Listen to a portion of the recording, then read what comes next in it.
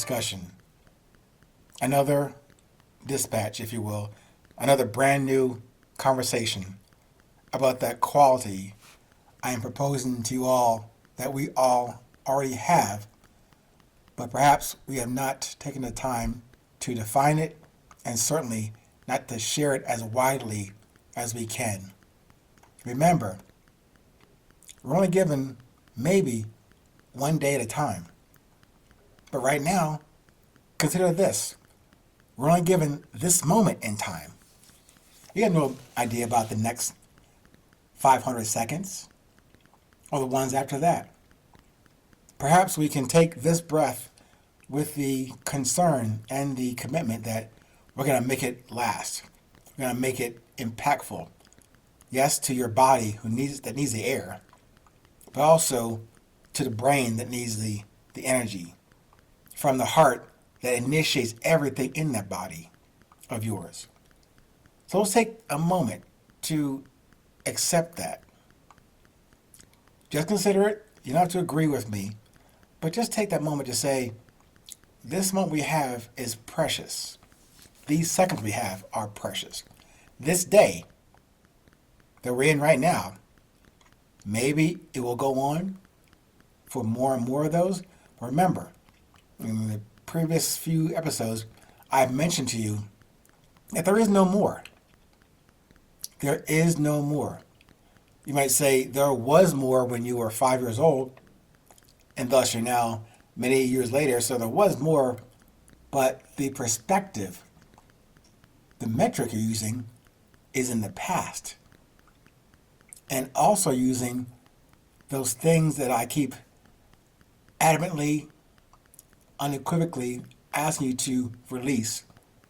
The comparison with, or the competition with, the past moments. Those days when I was, 180 pounds and now I'm nowhere near that. Those days when I had hair on my head and I ain't got nothing up there but skin. The days that I had black hair, now it's mostly gray. But even that part, if I was going to go back and say, I wish I had that, shoulda, woulda, shoulda, not eaten that cake last night or 5 minutes ago, I'm going back into that competition with myself, comparison of me to me before, which is really silly. I'm asking you to let go of that, but keep in mind, right now I'm recording this for your consumption, but really it's for me to consume it, and then what? To produce something with that reminder. I just tell myself, oh, woe is me. You shouldn't have done that. You could have done something better. Absolutely true. Absolutely true. But if that is true, what I have to do now is that next step forward. There are no steps back. So, thank you for allowing me to, it's not a venting of my miscues or self-imposed mishaps or self-inflicted wounds on this journey of now 60 plus years. But as I have stated to you before, I cannot offer you any answers in your world or to your journey.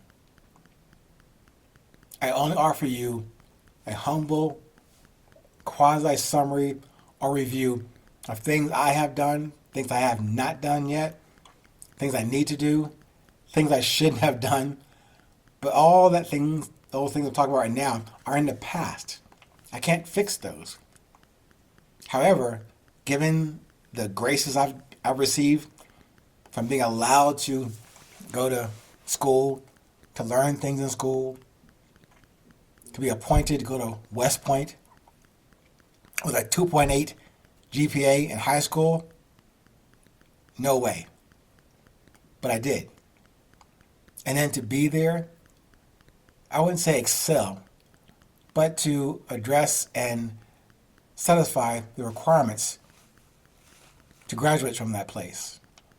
Even though, unbeknownst to me, when I got there, I didn't know the prerequisite not only to carry a 2.0 GPA throughout the 4 years, you also couldn't graduate if you couldn't swim. And I arrived at the bottom of the pool, walking, not even bobbing and traveling. I couldn't swim. It took me about a better part of a year to check that box off. But I digress a bit. What I'm asking you to do is no more than I'm asking of myself. And mostly these discussions I'm having with you, or the ones I'm recording for you to take in and consider, are not the answers or anything like an answer. What I offer to you is a recollection, of course, a positive review of my exploits, shortcomings, shortfalls, and I put it in a common term, the graces, multiple levels and experiences of grace that I received to still be here to share with you. And in some way, I hope to help you to avoid the missteps or miscues I made over the past 6 decades. And maybe you can get ahead of those, or you can avoid those. And that's why I write on and speak about this thing called resilience. Not that I have a certain slice of the resilience pie, you don't. We all have a certain share of resilience. It's not exclusive to anybody. We all have it. However, many of us have not taken the time to do that work, that inner work, that self-discovery of who and what we are from birth, that we may have lost our track or even lost the map or the compass setting to get forward into it, not back to it, forward into it, because it's within you. It's within me. Step 1, to recognize that. Step 2, to bring it forward and grapple with it, wrestle with it, define it for yourself, confirm it with who you consider as your creator. And then, third step, as I mentioned in the first few pages of the book, Resilience, the Beauty of Presence, those 5 steps. The last step was to take it outside.